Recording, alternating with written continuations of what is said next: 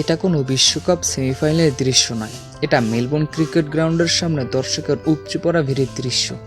যারা দেখতে এসেছে টেস্ট, আধুনিক ক্রিকেটের সাথে টেস্ট ক্রিকেট পেরে উঠছে না, দর্শক চাহিদা হারাচ্ছে কিংবা টেস্ট ক্রিকেট মরে যাচ্ছে, তখন এই সব কথাতে জড়িয়ে থাকে ক্রিকেটের সবথেকে আদি ফরম্যাট।